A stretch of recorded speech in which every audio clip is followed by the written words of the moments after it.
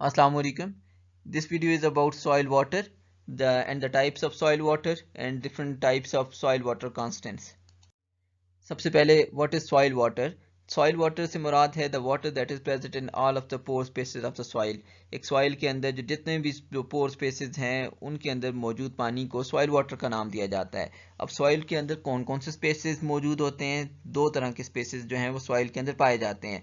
Macro pore spaces जो कि larger in diameter होते हैं, उनका डायमीटर 0.08 से बड़ा होता है और ये सॉइल पार्टिकल्स के जो एग्रीगेट्स होते हैं उनके दरमियान पाए जाते हैं. ठीक है. और दूसरे माइक्रोपोर स्पेसेस जिनका डायमीटर जो है वो छोटा होता है, 0.08 mm से भी छोटा होता है और ये एग्रीगेट्स के जो पार्टिकल्स हैं उनके दरमियान पाए जाते हैं. आपने याद रखना है दोनों के दरमियान जो डिफरेंस है. अगर माइक्रोपोर स्पेस की मैं बात कर रहा हूँ तो ये एक एग्रीगेट है और ये एक एग्रीगेट है. अब एक एग्रीगेट से मुराद ये है कि इसके अंदर बहुत सारी जो सॉइल पार्टिकल्स हैं वो मौजूद हैं, उन्होंने एक कम्पैक्ट सा एक स्ट्रक्चर बनाया हुआ है. तो इन दोनों एग्रीगेट्स के दरमियान जो स्पेस या इन तीनों के दरमियान जो स्पेस है that is a macropore space, जहाँ से वाटर भी ड्रेन करता है और जो प्लांट्स की जो रूट्स हैं वो इनको इन्हीं जो पोर स्पेसेस हैं उनको पेनिट्रेट कर रही होती हैं. जबकि जो माइक्रोपोर स्पेसेस हैं वो एग्रीगेट के दरमियान जो पार्टिकल्स मौजूद हैं उनके दरमियान जो स्पेसेस होते हैं उनको माइक्रोपोर स्पेसेस का नाम दिया जाता है. And the other name for micropore spaces is capillary pore spaces and the macropore spaces is non capillary pore spaces. अब सॉइल के अंदर वाटर जो है वो सिर्फ एक सॉल्वेंट के तौर के ऊपर नहीं एक्ट कर रहा होता कि it doesn't act only as an solvent to dissolve the nutrients that are present in the soil और फिर उनको ट्रांसपोर्ट कर रहा होता है इनटू द प्लांट्स. बल्कि सॉइल के अंदर वाटर जो है वो, let me remove all this, soil के अंदर वाटर जो है वो सॉइल की टेक्सचरल क्लासेस को मेंटेन करता है या सॉइल के टेक्सचर को मेंटेन करता है.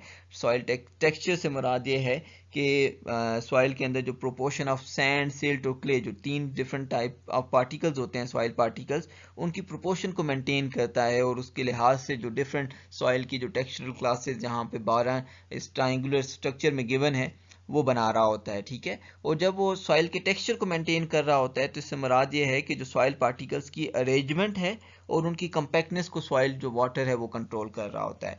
और साथ ही साथ जो सॉइल है उसको हैबिटेबल बनाता है प्लांट्स के लिए, कि जो प्लांट्स है वहाँ से वाटर को एब्जॉर्ब करते हैं और फिर वहाँ पे वो अपनी जो ऑप्टिमल जो फंक्शनिंग है उसको परफॉर्म कर सकते हैं.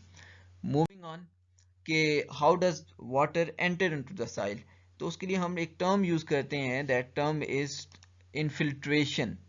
इनफिल्ट्रेशन से मुराद है entry of water into the soil. ठीक है. अब कौन कौन सा पानी जो है वो वाटर के अंदर या सॉइल के अंदर एंटर होता है, तो वो दो डिफरेंट टाइप्स का है. एक है precipitated water and the other one is irrigation water. अब what do we mean by precipitated water, तो प्रेसिपिटेटेड वाटर किसी भी टाइप का कंडेंस वाटर है जो कि under the influence of gravity fall कर रहा होता है अर्थ की तरफ. ठीक है. वो ड्यू ड्रॉप्स हो सकते हैं. अब ड्यू ड्रॉप से मुराद क्या है कि फॉर एग्जांपल मैं एक लीफ लेता हूँ, तो जब रात का वक्त होता है तो ये लीफ की सरफेस है वो कूल डाउन हो जाती है, तो जो इसका सराउंडिंग एटमॉस्फेरिक जो मॉइस्चर होता है वो कंडेंस हो जाता है. ठीक है. कंडेंसेशन से मुराद है किसी भी चीज़ का वेपर से दोबारा से लिक्विड स्टेट के अंदर आना. ठीक है. तो वो यहाँ से दोबारा से वो कंडेंस हो रहा है. ठीक है. तो उसकी कंडेंसेशन की वजह से ड्रॉपलेट्स बनते हैं, तो उनको हम कहते हैं ड्यू ड्रॉप्स. ठीक है. जो रात के या सुबह मॉर्निंग के वक्त आपको नज़र आते हैं. फिर उसके बाद है रेन, उसके बाद है स्लीट. अब स्लीट जो है that is the combination of snow plus rain. Snow plus rain को हम स्लीट का नाम देते हैं. एक ट्रांसलूसेंट सा स्ट्रक्चर जो कि ज़्यादातर आपको देखने में मिलता है, वो सॉफ्ट सा एक जो है वो स्ट्रक्चर होता है, ओलों की तरह का स्ट्रक्चर लेकिन सॉफ्ट और ट्रांसलूसेंट होता है. ठीक है. उसके बाद स्नो और हेल्स यानी कि जो ओले हैं, तो इन तीनों फॉर्म्स के अंदर प्रेसिपिटेटेड वाटर जो है वो सॉइल के अंदर एंटर होता है. फिर उसके बाद है इरिगेशन वाटर. इरिगेशन वाटर वो वाटर होता है जो कि आर्टिफिशियली डिफरेंट क्रॉप्स को दिया जाता है कंट्रोल मैनर के अंदर. तो ये दो टाइप्स हैं जो कि वाटर जिस फॉर्म में सॉइल के अंदर एंटर होता है. उसके बाद है इन्फिल्ट्रेशन का रेट. अब इन्फिल्ट्रेशन रेट से मुराद ये है कि the meters of water that is entering the soil per unit time, एक यूनिट टाइम के अंदर जो वाटर कितनी जो है वो मीटर ऑफ वाटर जो है वो एंटर हो रहा है एक सॉइल के अंदर। फॉर एग्जांपल यहाँ पे मैंने एग्जांपल लिखी है 15 मिलीमीटर पर आवर। अब 15 मिलीमीटर पर आवर से मुराद क्या है, तो फॉर एग्जांपल मैं यहाँ पे आपके लिए एक सॉइल बना देता हूँ। ये एक सॉइल का स्ट्रक्चर बना दिया मैंने और उसके ऊपर मैं ये वाटर की एक लेयर बना देता हूँ और हम ये कंसिडर करते हैं कि ये जो वाटर की लेयर यहाँ पे मैंने बनाई है वो 15 mm उसकी हाइट है। ठीक है, तो 15 mm पर आवर से मुराद ये है कि ये जो 15 mm हाइट है सॉइल के ऊपर वाटर की, तो ये 1 घंटा लेगी वाटर के अंदर इनफिल्ट्रेट होने के लिए, तो इसको हम कहते हैं इन्फिल्ट्रेशन का रेट। ठीक है, उसके बाद है परकुलेशन, कि जो इन्फिल्ट्रेटेड वाटर होता है फिर वो नीचे की तरफ under the influence of gravity जो है वो मूव करता है, जिसको हम कहते हैं परकुलेशन। ठीक है, फर्दर नीचे मूवमेंट को परकुलेशन का नाम दिया जाता है।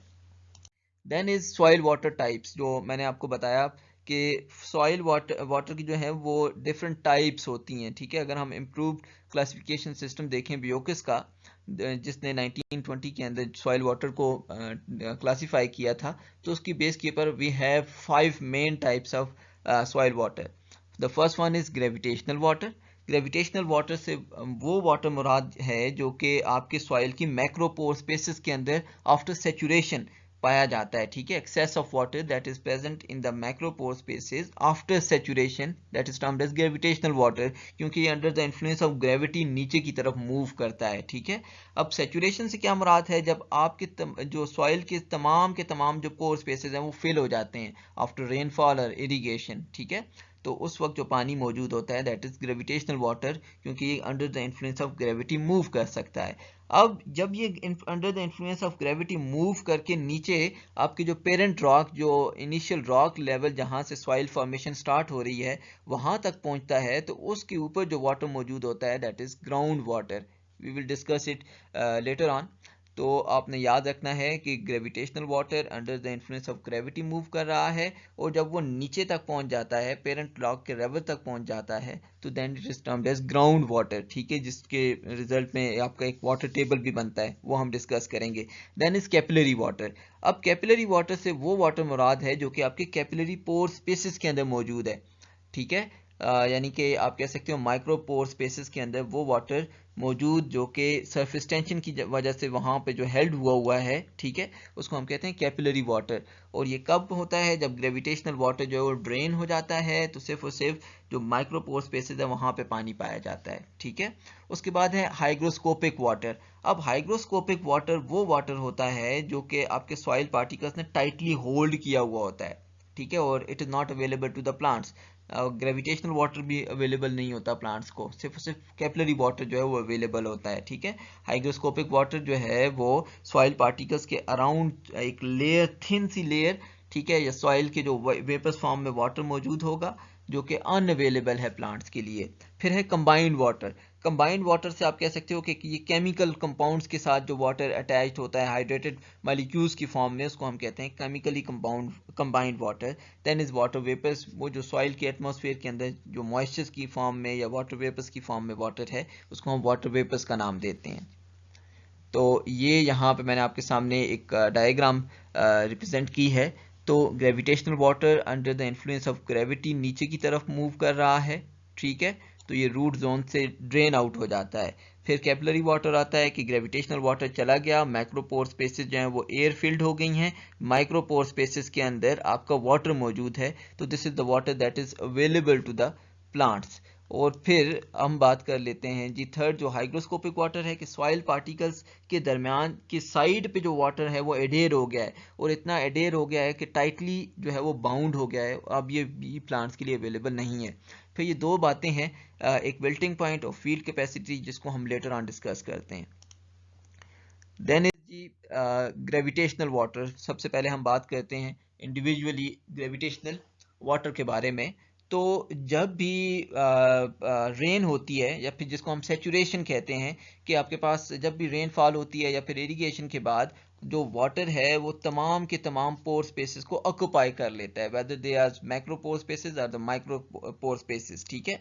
तो उस वक्त हमारे पास जो मैक्रो पोर स्पेसेस के अंदर जो वाटर एक्यूमुलेट हो रहा होता है, ठीक है, जिसको हम नॉन कैपिलरी वाटर का भी नाम देते हैं, ठीक है, that is termed as gravitational water, क्योंकि ये under the influence of gravity ये नीचे की तरफ मूव करता है toward the surface of the, या फिर आप कह सकते हैं toward the centre of the earth, ठीक है।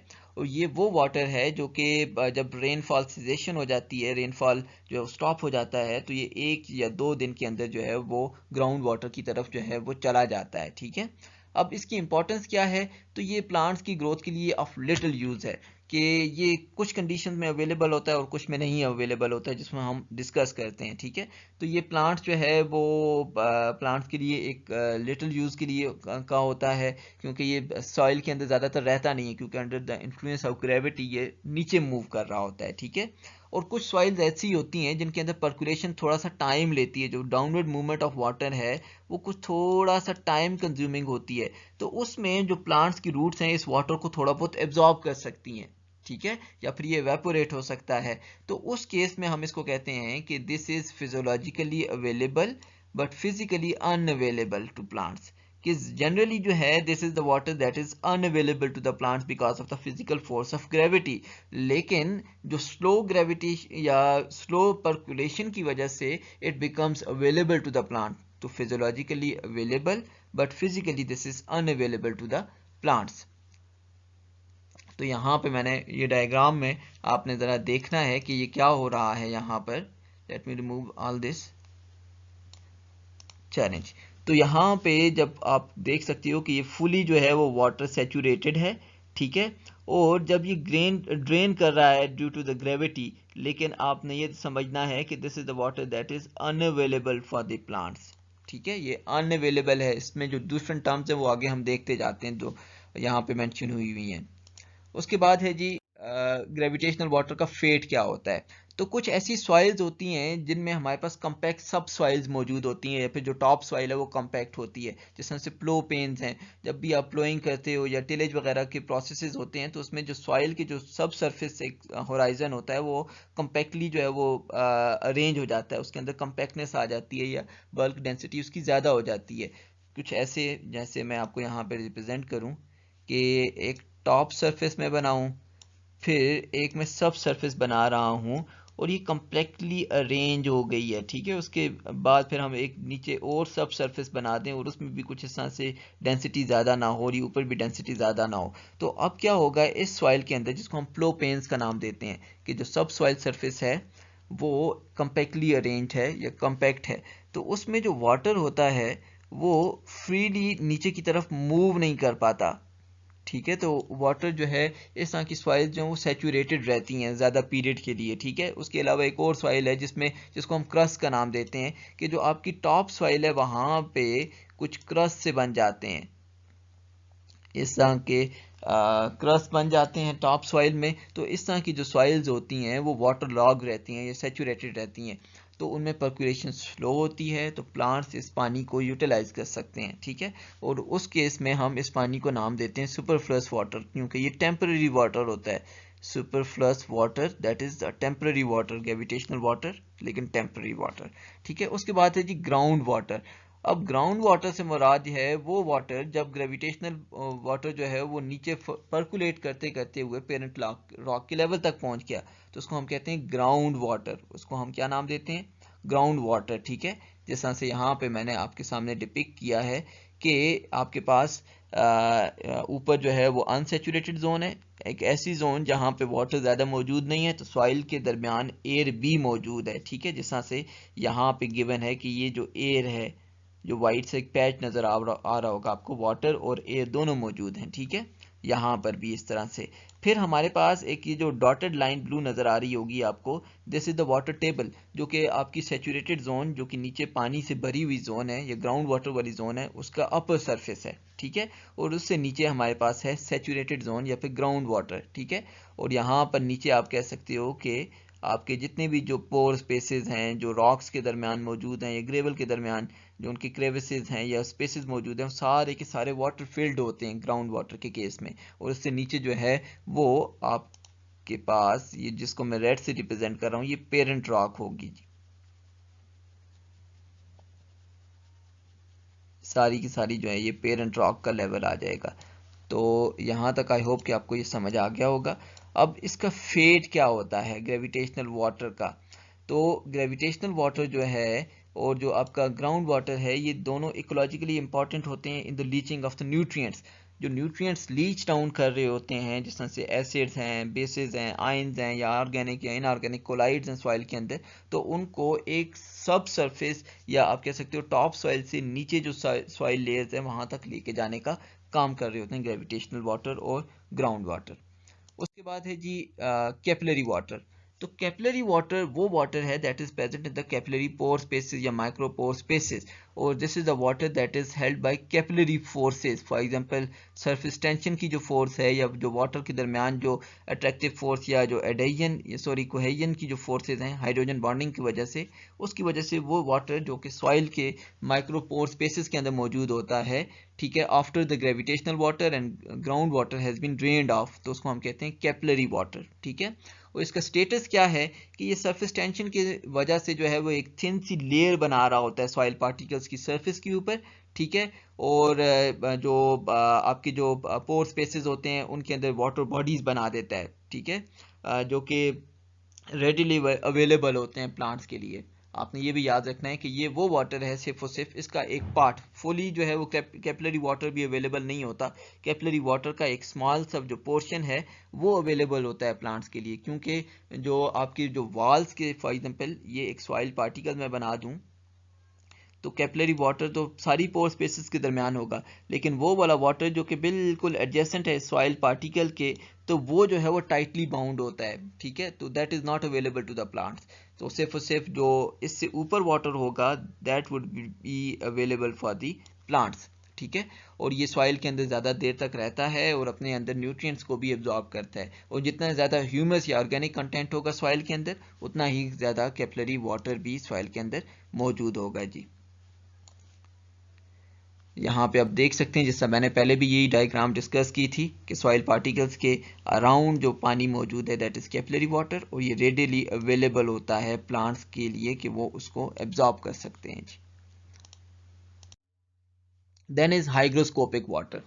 अब हाइग्रोस्कोपिक वाटर से मुराद वो वाटर है कि जो इतना फॉर्मली हेल्ड किया हुआ होता है सॉइल्स के जो पार्टिकल्स हैं उन्होंने, कि प्लांट्स उसको एब्जॉर्ब ही नहीं कर सकते। ठीक है, अगर हम इसके स्टेटस की बात करें तो फॉर एग्जांपल जब हम एक ओवन ड्राई सॉइल लें, एक ऐसी सॉइल लें कि जो बिल्कुल ओवन ड्राई है, जिसको बिल्कुल आपने ड्राई कर दिया 105 डिग्री सेंटीग्रेड के ऊपर, ठीक है, और ये सॉइल को जब आप एक्सपोज करते हो सैचुरेटेड एयर, यानी एक ऐसी एयर जिसके अंदर रिलेटिव ह्यूमिडिटी जो है 100% हो, तो वो जो सॉइल जितना पानी एब्जॉर्ब करेगी वो सारा का सारा हाइग्रोस्कोपिक वाटर होगा, क्योंकि वो सिर्फ और सिर्फ सॉइल पार्टिकल्स की जो अराउंड जो आप कह सकते हो कि टाइटली बाउंड वाटर की फॉर्म में मौजूद होगा।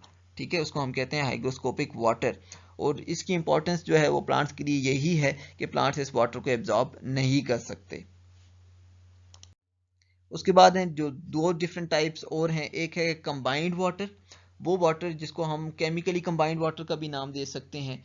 ये वो वाटर होता है जो कि आप कह सकते हो कि डिफरेंट जो केमिकल फोर्सेस के थ्रू जो है वो केमिकल कंबाइंड कंपाउंड्स के साथ वाटर अटैच्ड होता है। For example hydroxides of silicon, iron and aluminium.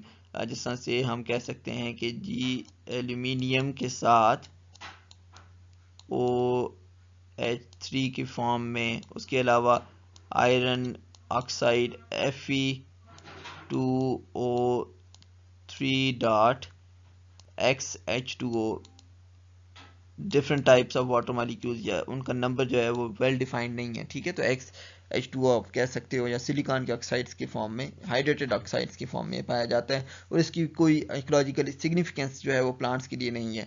उसके बाद है वाटर वेपर्स। वाटर वेपर्स से मुराद ये है कि सॉइल के एटमॉस्फेयर के अंदर जो वाटर वेपर्स की फॉर्म में मौजूद है उसको हम वाटर वेपर्स का नाम देते हैं। तो these were the 5 different types of water that are present in the soil. ठीक है, अब अगर हम बात करें जिस तरह से ये डायग्राम रिप्रेजेंट कर रही है कि कौन कौन सा पानी जो है अवेलेबल है और कौन सा अवेलेबल नहीं है, तो hygroscopic water is not available for the plants, और साथ ही साथ में कैपिलरी वाटर का ये जो पोर्शन है it is not available for the plants, क्योंकि ये हाइग्रोस्कोपिक वाटर की ही तरह जो है वो रिएक्ट करता है, टाइटली बाउंड होता है या फर्मली हेल्ड होता है सॉइल पार्टिकल्स की सरफेस के ऊपर। फिर कैपिलरी वाटर जो है वो अवेलेबल होता है सिर्फ और सिर्फ प्लांट्स के लिए, और ग्रेविटेशनल वाटर जो है वो अनअवेलेबल होता है। और कुछ कंडीशंस में जिसको हम कहते हैं सुपरफ्लस वाटर, उस कंडीशन में सिर्फ और सिर्फ ये प्लांट्स के लिए अवेलेबल होता है जी। Then is soil water terminology, जो डिफरेंट टर्मिनोलॉजीज हम यूज़ करते हैं सॉइल वाटर को डिफाइन करने के लिए। अगर हम सबसे पहले टोटल अमाउंट ऑफ वाटर की बात करें जो कि प्रेजेंट इन द सॉइल होता है, या सारा के सारा पानी किसी भी सॉइल के अंदर जो मौजूद होता है, that is termed as holard. जहाँ पे अगर हम इसको रिप्रेजेंट करें कि ये सारा का सारा पानी जो मौजूद है सॉइल के अंदर वो अवेलेबल है अनअवेलेबल है सारा, उसको हम होल आर्ट का नाम देते हैं। देन इज क्रेस आर्ट, वो वाला पानी, या chresard is the amount of water that the plants roots can absorb out of holard. ठीक है, तो ये जो क्रेस आर्ट वो वाटर है that is available to the plants, ये क्रेस आर्ट है। ठीक है, देन इज एक्आर्ट, तो एक्आर्ट वो पानी है जो कि नॉट अवेलेबल है, जो फिर प्लांट्स की रूट्स उसको एब्जॉर्ब नहीं कर सकती। तो हम ये कह सकते हैं कि क्रेस आर्ट में सिर्फ और सिर्फ कैपिलरी वाटर का कुछ थोड़ा सा पोर्शन आएगा, और एक्आर्ट के अंदर कैपिलरी वाटर का कुछ जो रिमेनिंग पोर्शन जो कि अनअवेलेबल है, और उसके अलावा हाइग्रोस्कोपिक वाटर, और साथ ही साथ में जो आपका ग्रेविटेशनल वाटर है, ये सारा आएंगे। ठीक है, और होल आर्ट में आप सारे वाटर्स को ले लोगे, capillary water, hygroscopic water, gravitational water, ठीक है, ग्राउंड वाटर, वाटर वेपर्स, और जो आपके कंबाइंड वाटर है सारा का सारा। ओके जी, उसके बाद है डिफरेंट जो कांस्टेंट्स हैं सॉइल मॉइस्चर के या सॉइल वाटर के जो कांस्टेंट्स हैं। अब ये सॉइल वाटर कांस्टेंट जो है ये वाटर किसी भी एक स्पेसिफिक सिचुएशन के अंदर, सॉइल की किसी भी एक स्पेसिफिक सिचुएशन के अंदर वाटर के स्टेटस को रिफ्लेक्ट कर रहे होते हैं। ठीक है, आल्दो हम इनको कांस्टेंट कहते हैं लेकिन ये कांस्टेंट नहीं होते, ये डिफरेंट सॉइल्स के हिसाब से वेरिएबल करते हैं। फॉर एग्जांपल अगर आप एक ही सॉइल को अंडर डिफरेंट कंडीशंस मैनेज कर रहे हो तो ये फिर भी वेरी करते हैं। ठीक है, अगर हम इनके इफेक्ट की बात करें कि ये किस किस चीज़ से इफेक्ट होते हैं, तो सॉइल का जो टेक्सचर है वो इनको अफेक्ट करता है, यानी कि proportion of sand, silt and clay इनको अफेक्ट करता है। सॉइल का जो स्ट्रक्चर है कि किस तरह के जो सॉइल स्ट्रक्चर बना रही है, किस तरह के पैड्स बना रही है, वो अफेक्ट करेगी। सॉइल के अंदर जो पोरोसिटी है, ज़्यादा पोरस सॉइल है, कम पोरस सॉइल है, वो अफेक्ट करती है, या जो पोर साइज डिस्ट्रीब्यूशन है, ठीक है, वो अफेक्ट करती है।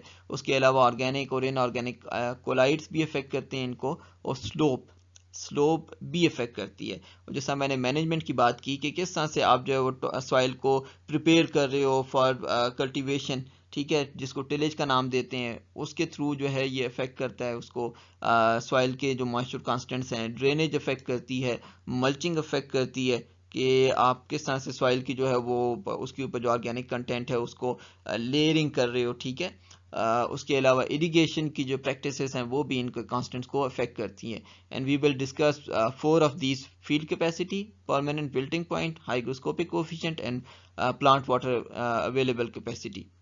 तो सबसे पहले अगर हम बात करें फील्ड कैपेसिटी की, तो फील्ड कैपेसिटी वो वाला वाटर होता है जो कि अपर लिमिट है मॉइस्चर कंटेंट की, जो कि कोई भी एक सॉइल रिटेन कर सकती है। इसको आपने ज़रा सा समझना है कि फॉर एग्जांपल हम एक ऐसी सॉइल ले लें जो कि फुली सैचुरेटेड है। एक सॉइल मैं ले लूँ जो कि फुली सैचुरेटेड है। फुली सैचुरेटेड से मुराद है कि इसके सारे के सारे पोर स्पेसेस भरी हुई हैं पानी से, और मैं इसको जो है वो फ्रीली ड्रेन करने देता हूँ कि इससे वाटर जो है वो under the influence of gravity जो है वो फ्रीली ड्रेन करे। तो जो पीछे पानी रह जाता है, ठीक है, उसको हम कहते हैं फील्ड कैपेसिटी या फील्ड मॉइस्चर कैपेसिटी। ठीक है, अब यहाँ पे समझिएगा कि हमने एक सॉइल ली जो को फुली सैचुरेटेड है, उसको हम फ्रीली ड्रेन कर रहे हैं under the influence of gravity, तो जो ग्रेविटेशनल वाटर है वो नीचे चला जाएगा, लेकिन हम एवेपोरेशन को है वो रेजिस्ट कर रहे हैं या रिस्ट्रिक्ट कर रहे हैं। तो हमारे पास एक ऐसी स्टेज आ जाएगी जिसमें सॉइल मॉइस्चर जो है वो एक इक्विलिब्रियम के लेवल के ऊपर जो है उसको अटेन कर लेता है कि फिर वो जो ग्रेविटेशनल वाटर है वो नीचे जो है वो ड्रेन नहीं करता। तो उस वक्त वाटर को हम कहते हैं फील्ड, इस वक्त जो रिटेन वाटर है उसको हम कहते हैं फील्ड कैपेसिटी या फिर फील्ड मॉइस्चर कैपेसिटी। ठीक है, और ये अपर लिमिट है मॉइस्चर कंटेंट की किसी भी सॉइल के अंदर जो कि सॉइल रिटेन कर सकती है। तो याद रखिएगा कि आफ्टर द वेटिंग और उसको आप फ्रीली जो है वो ड्रेन करने दो, तो जो पानी रह जाता है उसको हम कहते हैं फील्ड कैपेसिटी। ठीक है, और ये जो है माइक्रोपोर स्पेसेस के अंदर पानी मौजूद होता है। ठीक है, और आप ये कह सकते हो कि सारे माइक्रोपोर स्पेसेस जो हैं वो एम्प्टी हो गए और they are filled with air, और सिर्फ माइक्रोपोर स्पेसेस के अंदर पानी मौजूद होगा। तो इसको हम कुछ ऐसे भी डिफाइन कर सकते हैं कि soil water minus gravitational water is termed as field capacity. ठीक है, या फिर फील्ड कैपेसिटी को आप ये कह सकते हो कि कैपिलरी वाटर का, हाइग्रोस्कोपिक वाटर का, कंबाइंड वाटर का और वाटर वेपर्स का जो सम है उसको हम कहते हैं फील्ड कैपेसिटी। ग्रेविटेशनल वाटर को हम माइनस कर देते हैं जी।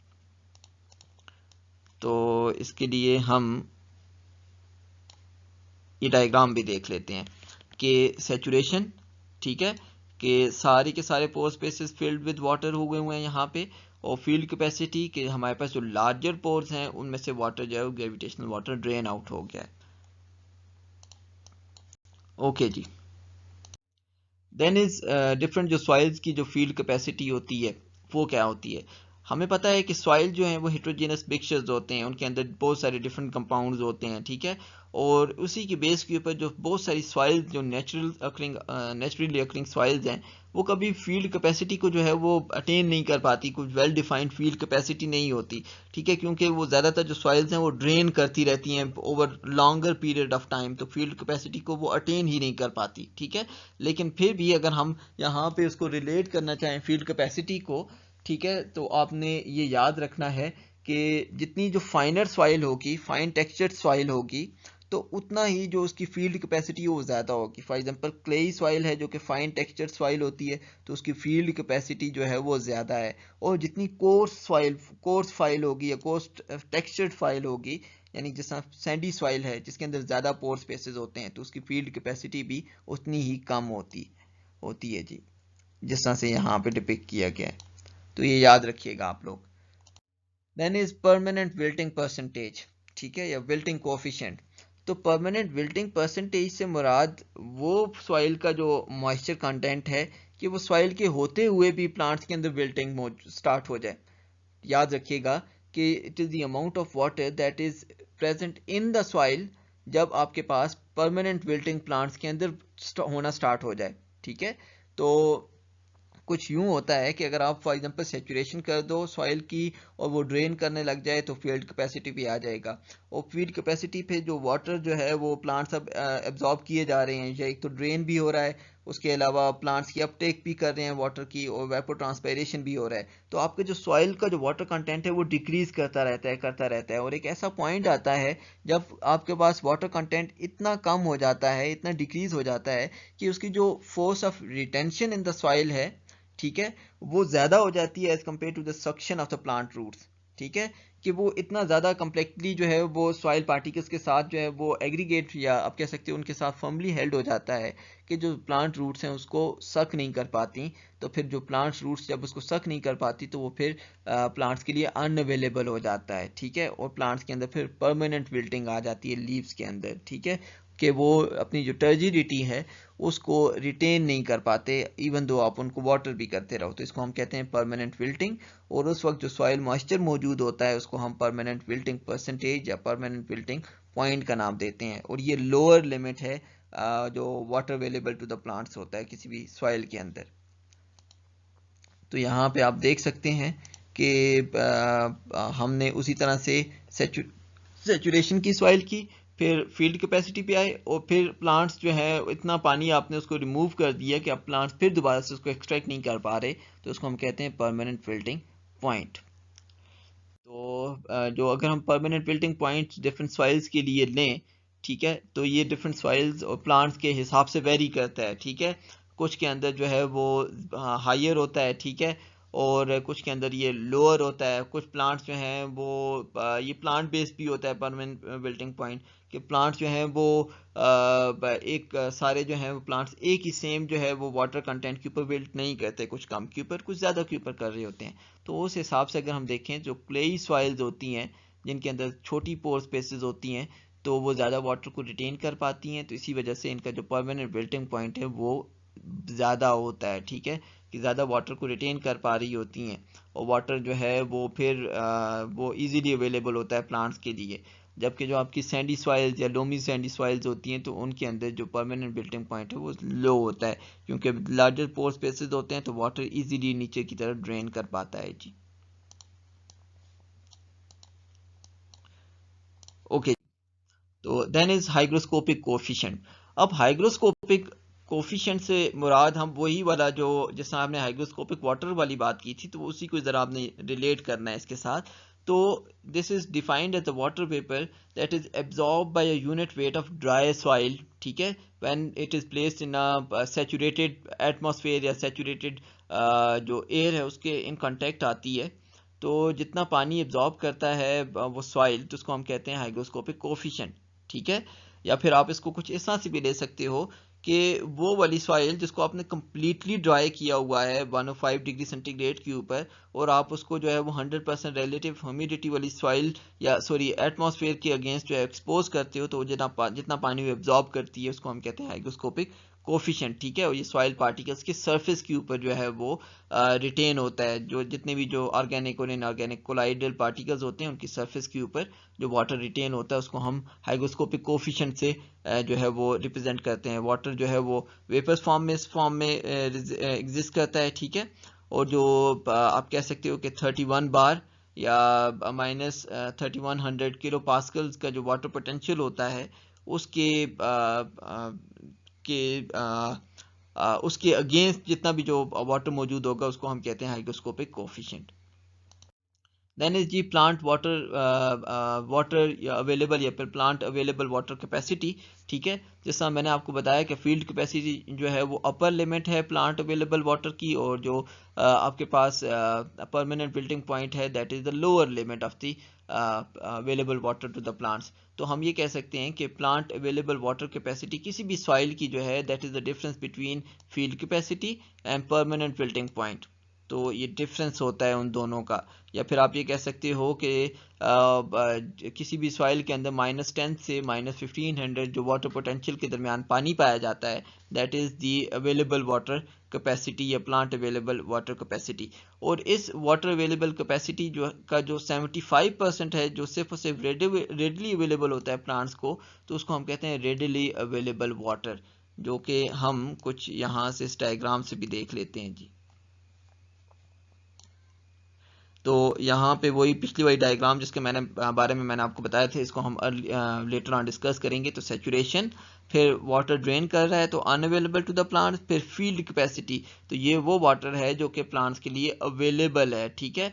फिर जब वाटर जो है वो और भी कम हो जाता है तो उसका हमारे पास एक ऐसा वाटर आता है जो कि रेडिली अवेलेबल है, ठीक है। अब ये जो रेडिली अवेलेबल वाटर है ये अवेलेबल वाटर का 75% होता है, ठीक है। और फिर ये आ जाता है आपका परमानेंट विल्टिंग परसेंटेज या परमानेंट विल्टिंग पॉइंट, और इन दोनों के दरमियान जो पानी मौजूद है that is the available water, और फिर उससे नीचे जो पानी मौजूद है that is unavailable for the plants. तो अब हम बात करते हैं जी जो अवेलेबल वाटर जो कैपेसिटी है ये किस किस चीज़ के ऊपर डिपेंड करता है। तो ये डिपेंड करता है डिफरेंट क्लाइमेटिक फैक्टर्स के ऊपर, यानी कि रेनफॉल और ह्यूमिडिटी के ऊपर। जितना ज़्यादा होगा उतना ज़्यादा इसकी वैल्यू होगी। फिर कुछ प्लांट फैक्टर्स के ऊपर, जिसके रूट की डेप्थ कितनी कितनी है और लीफ का सरफेस एरिया।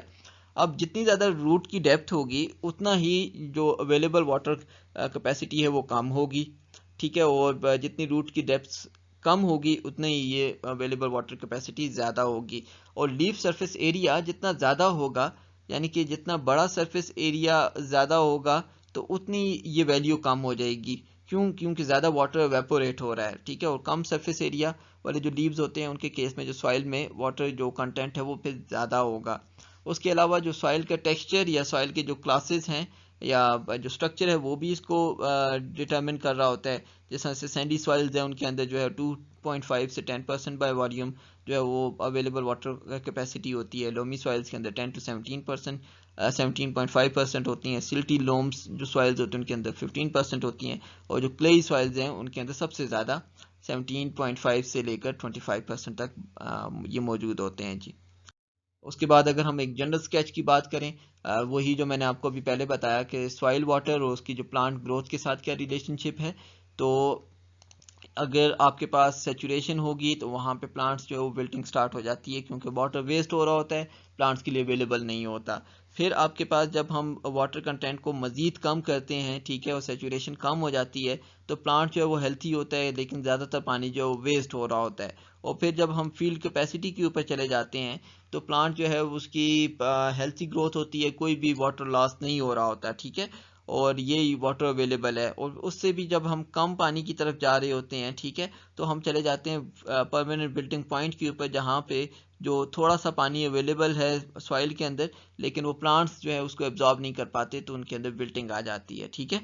तो इन दोनों पॉइंट्स के दरमियान जो आपके पास ऑप्टिमल ग्रोथ हो सकती है, ठीक है, यहाँ से अगर हम परमानेंट बिल्टिंग पॉइंट स्टार्ट करें तो इन दोनों के दरमियान ऑप्टिमम ग्रोथ होती है, और यही पानी अवेलेबल होता है प्लांट्स की ग्रोथ के लिए। तो this was all about soil, water and its types. Thank you very much. Allah Hafiz.